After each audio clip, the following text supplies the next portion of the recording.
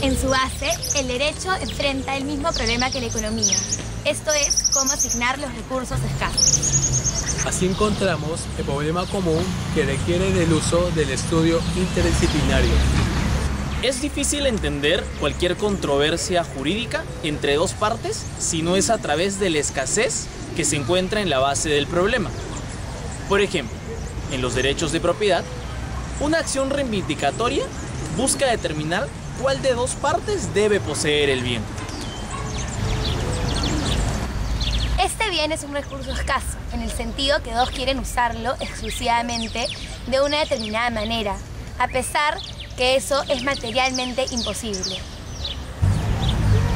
Hagamos un breve análisis de las tres instituciones básicas del derecho civil patrimonial para ver cómo su diseño atañe directamente al problema de escasez de los recursos. La propiedad. Por ella se concede a su titular la facultad de usar y disfrutar un bien excluyendo a los demás.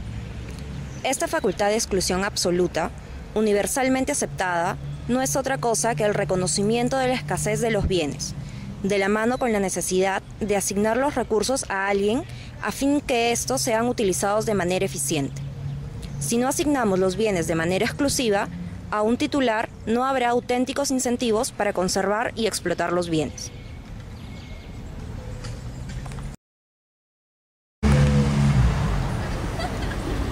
Así el campesino, en un mundo sin propiedad, no sembrará y mejorará la tierra, pues sabe que al final de la cosecha, los demás, a los que no puede excluir, se llevarán el producto de su esfuerzo e inversión.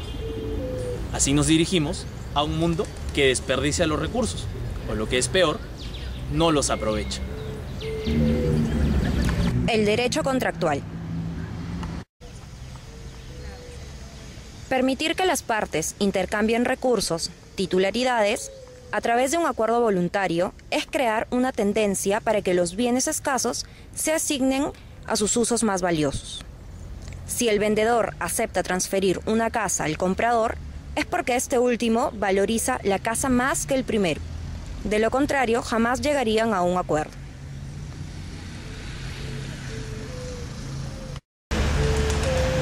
Así termina con la casa aquel que puede darle un uso más valioso, lo que permite maximizar el beneficio social de un recurso considerado escaso. El sistema de responsabilidad civil extracontractual.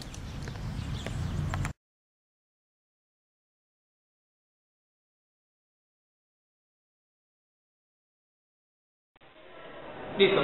Me han pedido que explique muy brevemente en qué consiste la responsabilidad civil extracontractual y que tenga un pequeño comentario dentro de un contexto económico. En sentido práctico, uno puede entender a la responsabilidad civil extracontractual como aquel conjunto de reglas dentro de nuestro sistema que están referidas a cómo establecer la responsabilidad con ocasión de los daños que sufren las personas que no tienen ningún vínculo contractual entre ellas. Esa obligación se genera cuando se produce el daño. Entonces, esta sección del derecho lo que busca es establecer quién debe pagar, cuánto debe pagar y a quiénes deben pagar cuando ocurre un daño, y entre el causante del daño y la víctima del daño no hay ningún tipo de relación contractual. Ahora bien, desde el punto de vista económico, esto es muy importante. ¿Por qué?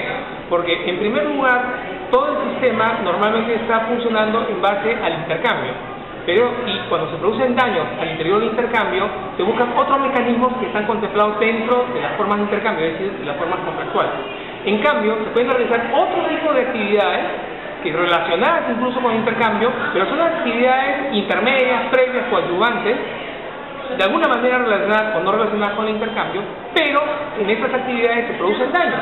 Y en esos daños no hay un vínculo contractual sobre el cual las partes puedan ir a acudir y establecer qué debe pagar cada una. Es entonces, ante esta imposibilidad de que las partes puedan ponerse de acuerdo previamente antes de ocurrir un daño, es de que la ley, facilitando este mecanismo, estas normas, permite que las personas sepan con claridad quién debe pagar, cuánto debe pagar y quién debe recibirlo.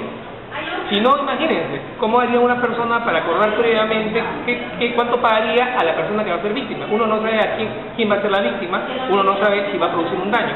Como estos son unos costos muy elevados de establecer, lo que conviene entonces es que no sean ellos mismos los que regulen esto, sino que sea la propia ley que anticipadamente establece cómo proceder. Eso es todo.